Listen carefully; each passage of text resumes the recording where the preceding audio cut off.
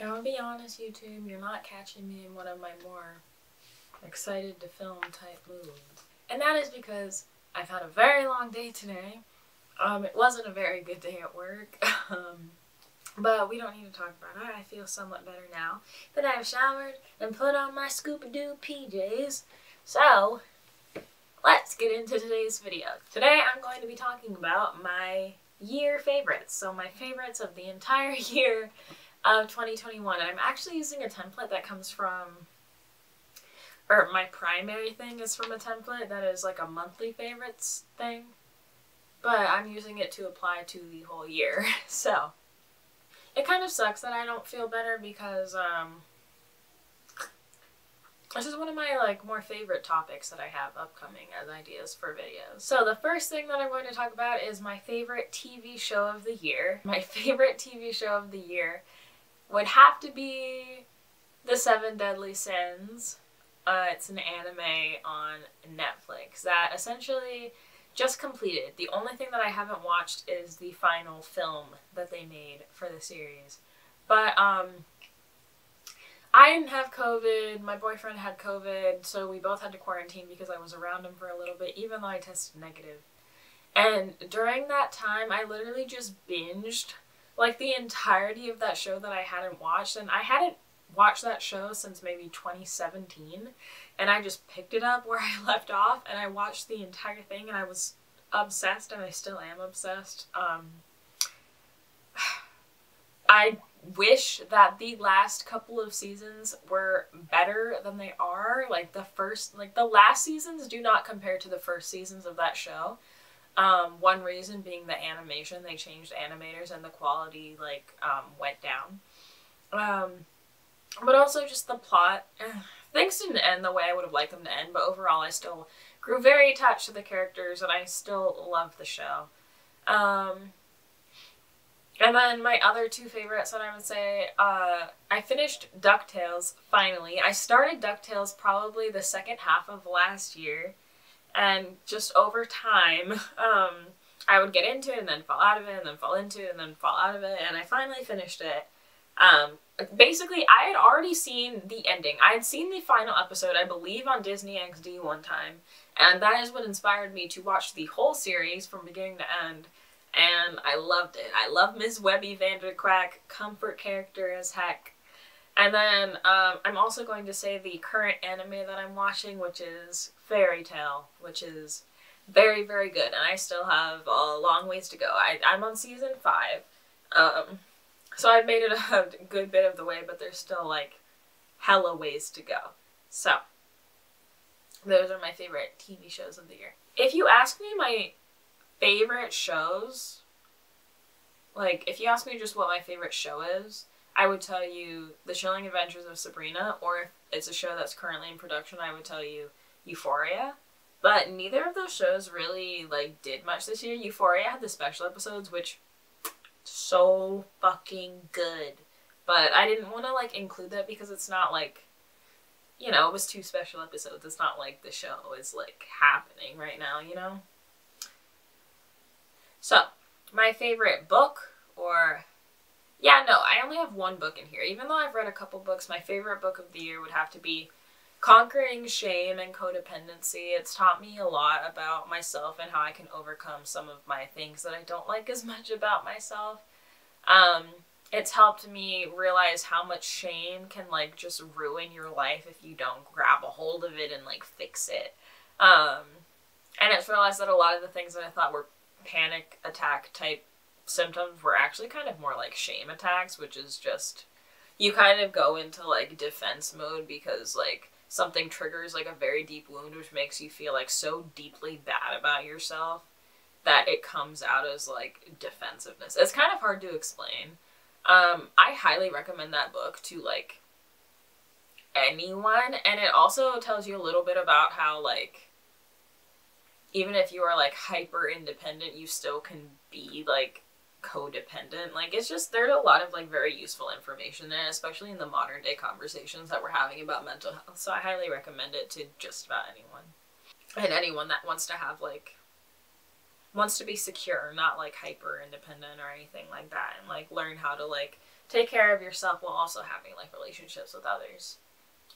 So I'm gonna name some of my favorite movies that I've watched this year, based on enjoyability and like movies I would go back to versus just thought-provoking, and then both. So my favorite movie as far as like enjoyability and knowing that I'm gonna go back and rewatch it, is Trick or Treat.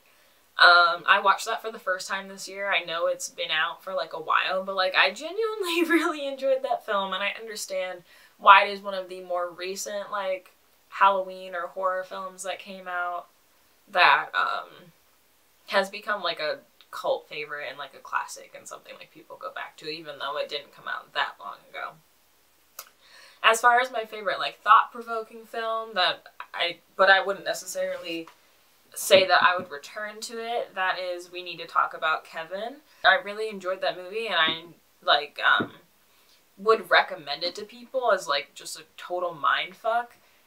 That being said, I don't know if I would go back and watch it because it is a total mindfuck, and I don't want to say that it wasn't like the ending wasn't a bit predictable, but that being said, it really gives you an interesting view about like sociopathic tendencies and the whole nature versus nurture debate. It brings up some really good conversations about those topics. And then as far as something that was both highly enjoyable and I would go back to and thought-provoking, I would say Little Women is probably my favorite film that I watched this year. That would be Little Women starring Saoirse, Miss Ronan. Don't even know if I'm saying her last name correct either. You know, Ladybird, starring Ladybird. I hate saying that, but you know, Ladybird is one of my favorite films. I loved that movie. Like, way more than I thought that I would. It just gives the warm and fuzzies. I might actually rewatch that, like, sometime soon, because that was really good. Now I have to decide whether I want to watch or continue watching Fairy Tale tonight, or if I want to watch Little Women. But it's kind of like that warm and fuzzy season where it might be kind of, like, fun to watch a warm and fuzzy type movie. But, genuinely enjoyed Little Women, must say. My favorite documentary of the year, I have this a little bit split up, sorry. My favorite documentary of the year was The World's a Little Blurry, like the Billie Eilish documentary, essentially. I think it was really well done and really enjoyable, and I was obsessed with it from, like, the first time I saw it. And then my favorite, I guess I said that this was my favorite movie overall. I thought I said that Little Women was my favorite movie overall. I understand why I said that this one was my favorite overall, because I saw it in theaters, so the movie watching experience was like, it doesn't even compare to like things that I just watch at home, like on my TV or on my computer or phone. But I saw Old in theaters. The director of that movie is like one that I like to keep up with, a very good director. But I just kind of loved like the existentialism and the concept of it. I thought it was like pretty original and a really cool take on just life and the concept of aging and things like that. And it was like an amazing like theater going experience just because of how beautifully and how wonderfully and how beautifully the movie was like shot. I believe it was shot on film, so really good. Oh, and then I also said that my most watched movie of the year is Good Boys, because that's my like comfort film with Devin. We love that movie and it's so fun to watch and it's always funny. No matter how many times I see it, it's still always funny and enjoyable. So if you haven't seen Good Boys, go watch Good Boys. It's so good. So this is where I start getting into like my Spotify rap type stuff, because one of the questions is your favorite song of the year, and I'm gonna just go through my top 10 Spotify rap songs because I think that that is a lot easier. And then that'll also be where I get my favorite podcasts of the year, and then my favorite like genres of the year from. I guess I'll go through genres too. So my favorite song of the year was I Hold Myself in Contempt by 4 Year Strong, and no, this song didn't come out this year. I guess that I need to put like little stipulations on here. I'll tell you what my favorite song of the year was if we're considering it a song that came out this year. But yeah, I Hold Myself in Contempt by 4 Year Strong had like major replayability for me. I would just like listen to it over and over. Like it just, it gave me like that sense of like when you listen to something and you're just like, You know, like when you're listening to a song and it like takes over your like whole body and it like brings you into a different headspace like just for the duration of the song. Like that's what that song kind of did for me. It put me in like this like kind of like powerful like pointy finger like type, like pointing your finger and yelling the lyrics type of headspace, and I just loved it, and I still could listen to it on repeat. It's just, it feels like very powerful to do that. I don't know why. My second most played song of the year was The Sweat by the Supervillains. I'm just gonna go through the rest of these, and I'm gonna, like, if there is something I need to note about it, I will, but for a lot of them there isn't. My third was Talking Myself in Circles by 4 Year Strong as well. I had a big 4 Year Strong kick this year. The fourth is The Science of Selling Yourself Short by Less Than Jake.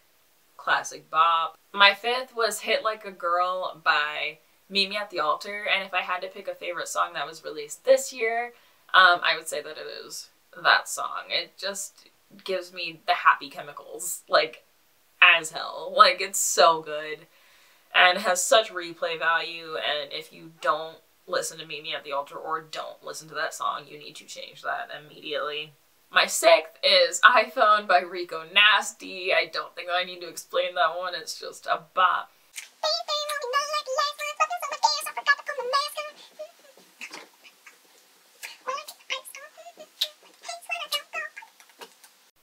Anyway, my seventh was Learn to Love the Lie by 4 Year Strong. You can see a trend here. My eighth was I Love Harajuku. God, who's that by?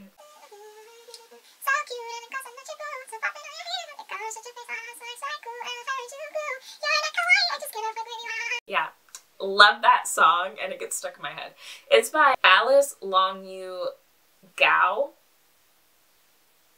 That might be wrong, but I just am obsessed with that song. Like, another song that I'll just listen to on repeat, and the main part that I listen for is the "You're not kawaii, I just cannot fuck with you" part, because You're not kawaii, I just cannot fuck with you. Like, I love that part. And then my ninth most played song is Tyranny, also by Meet Me at the Altar. It's one of their older songs, an oldie but a goodie. It's so classic. And then my 10th most played song is She Gets Around by Cashed Out. And that's just a happy, feel-good type song. Going through my Wrapped. I listened to 184 different genres this year. That's so, like, I feel like they make very niche genres on Spotify. But anyway, my top genre was pop punk. That's the first time, I think, in my entirety of having a Spotify Wrapped that my top genre has not been pop. It's not even, I mean, pop is in the name of pop punk. Pop is also in the name of dance pop, which is my third top genre. But, none of these are just straight pop, and straight pop has always been my number one, so that's very interesting to me. But yeah, my number one is pop punk, my number two is metalcore. It's going up. Probably just because I'm around Devin and he plays his music, so a lot of metalcore. Number three is dance pop. Number four is dubstep. We love that. EDM always has to make a show in my music listening habits. Always gonna be a little candy kid from my high school and stuff experience. And then number five was reggae, which is pretty cool. Also from the influence of Devin. So my top podcast of the year, my number one, was Doing It with Hannah Witten, who is also a creator here in this space. She is a YouTuber, and I love her, and Doing It is a podcast. Sorry, Gabby just messaged me. Why was it poopy brown? That's so funny. Anyway, number one, Doing It with Hannah Witten. It is a podcast about sex and relationships. But not in like a call her daddy kind of way, in an education type of way. She is a sex educator, so it's always just interesting to hear about such taboo topics and educational and academic type manner.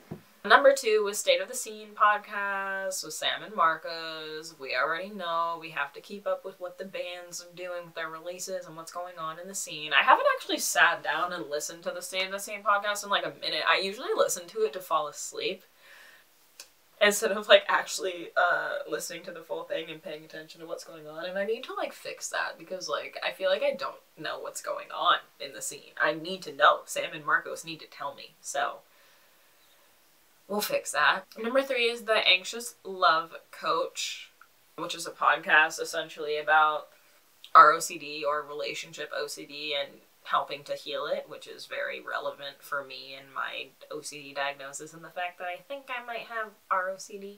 Number 4 is Habits of a Goddess, which is my affirmations podcast that I listen to, and you know, repeat after me. I am healthy, I am wealthy, I am rich, I am that bitch. Insert more affirmations. Number 5 is What's Your Safe Word, which is actually a podcast I didn't find that long ago. So it kind of blows my mind that that's my number 5. Like, I'm surprised that other ones are my number 5. Yeah, What's Your Safe Word is a kink podcast. So you can see where my interests lie.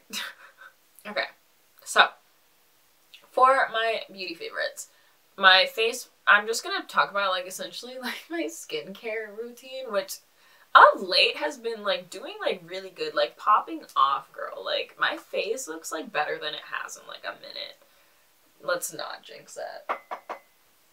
But yeah, so for beauty, my face wash that I use at least once a day, but I usually twice a day, and I try to do it twice a day, is just the Philosophy face wash. My favorite creams of the year are the Body Shop CBD face cream. I'm doing face stuff. I guess I should say I'm doing face stuff, for the most part. And then it's split. The other one that I really love is the Derma E Vitamin C Night Cream, I believe is what it's called.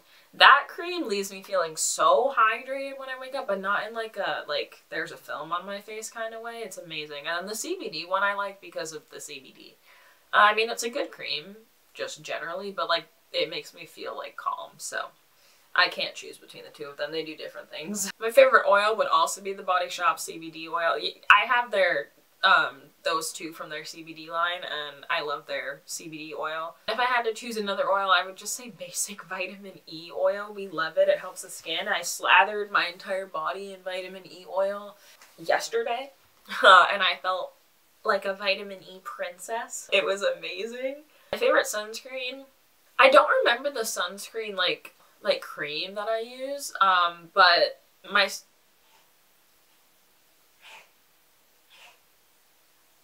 cat's hairballing. But I actually really like the Tatcha sunscreen that I ordered earlier this year. It's significantly better than I like their race watch. I know, ooh, expensive skincare, ooh, highly rated, ooh, people like it. I hate it. It breaks my skin out. It doesn't do good things for my skin.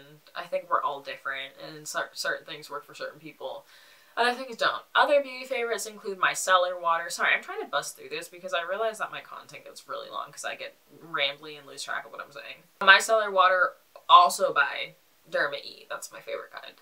And then my favorite hair product is my Milani brand hair gel. It's like an oil-based hair gel, so it doesn't feel like sticky.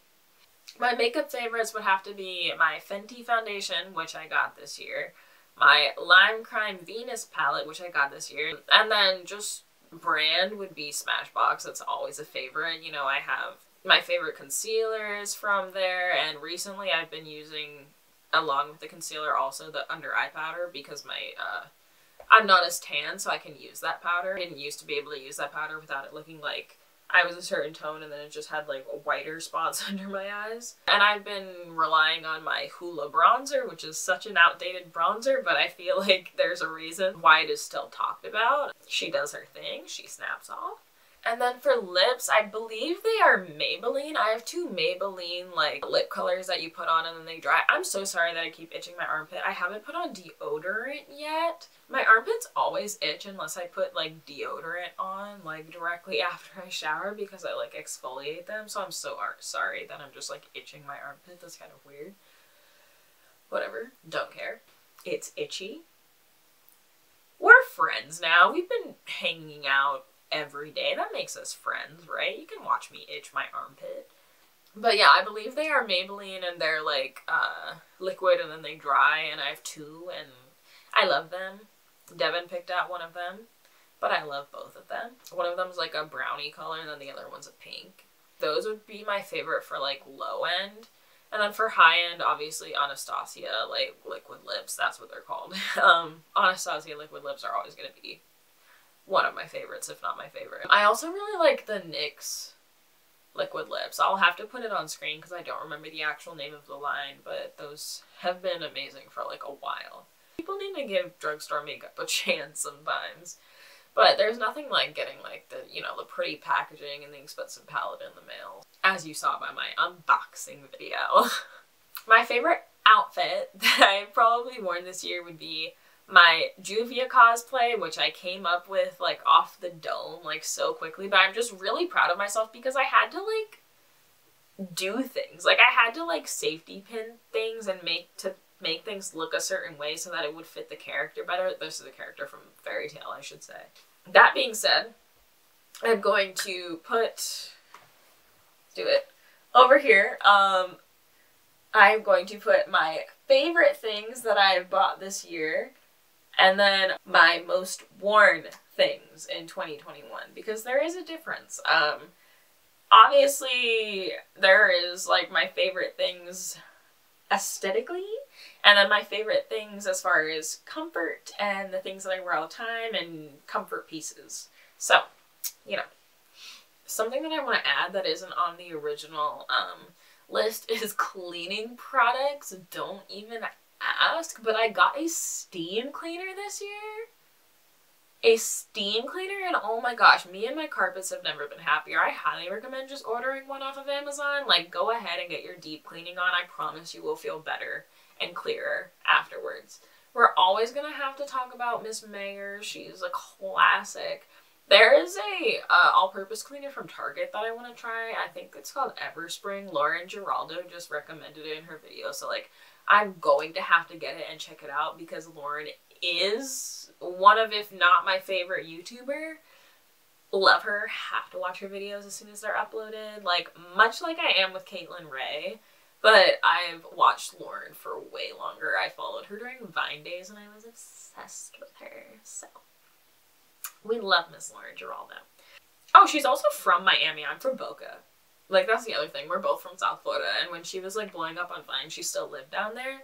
So she would go out and do that shit in public, and like, I'd be like, oh my god, am I gonna run into Lauren? Which like wouldn't happen because Miami's like an hour away from Boca, but it was like, oh my god, I'm from South Florida, wow. A lot of Viners were from South Florida. Anyway, I'm on a tangent. I know there was this famous Viner, I can't remember his name, but he went to FAU, which is like a college in Boca. Anyway, yeah, so Miss Mayer's, and then the Peppermint Cleaner, which is my favorite for Christmas, and the one that I got from my work, which is Home Goods. So good. I love it so much. Like, you know I love a cleaner when I just like don't actually need to clean. I just like want to spray my shit down and wipe it clean. Like, it doesn't actually need it. I'm just gonna do it because I like it, you know, like, or like the scent or whatever. Without fail, every time that I try to do a sit down video, my camera dies at some point. I don't think this is the same angle we were at. I'm sorry. I'm also using one of those like sort of like knockoff, not name brand, like Canon batteries. And I'm not a fan because they die super quick. So we're gonna try and bust out the rest of this video, even though that's already what I was trying to do. So my favorite TikTokers of the year are Tori Phantom. I used to apologize for being mad. Like, I'm sorry you did something that hurt my feelings. I'll get over it. Jess, also known as Green Guppy. I need to show you something. Dragon fruit and a cantaloupe. Just wait. These are lemons. These are little apples. Are you kidding? Are you kidding? Iris Daily. Sorry if I'm not saying that right. Something I think about every single fucking day. Like, literally every single fucking day. This is exactly what gets me through the day. Through any shitty thing in my life. Through 10 years of trauma. Like,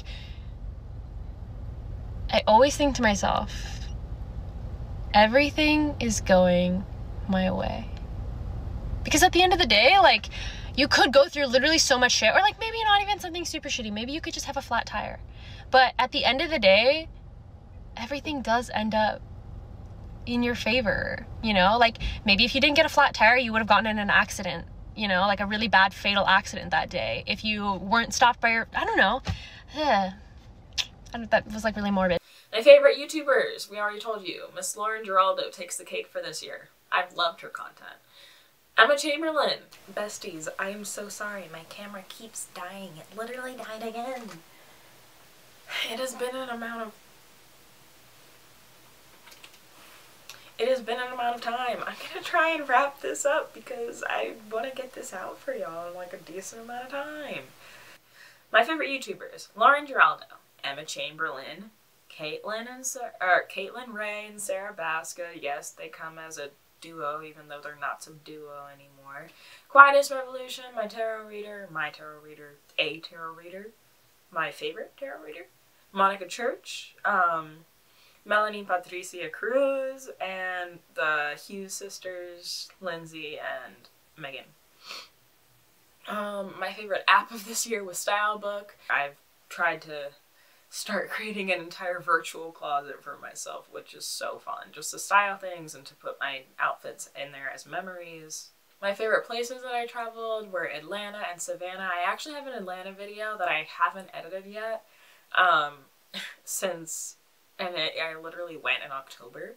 I've been to Georgia twice, like 2 separate trips to Georgia, one in October, one in November. In October it was to Atlanta, and I think I'll put my Atlanta video out after Vlogmas ends. And then to Savannah, which can be seen in my November vlog a little bit. But that was more of like I didn't want to vlog that as much, because it was like more of a special just me and Devin type trip. My favorite new food place, which is not a new food place, but my favorite new food place I've tried is Chili's. I actually have an order that I get from Chili's. It is I believe honey barbecue chicken tenders. So good. Chef's kiss. It's my favorite thing to get from Chili's. I also have been loving Outback steak.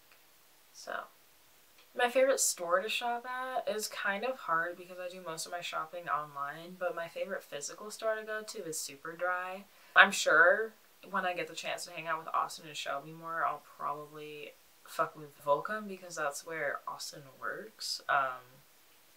And we've been wanting to have a quad hang. Me, Austin, Shelby, Devin, the boys.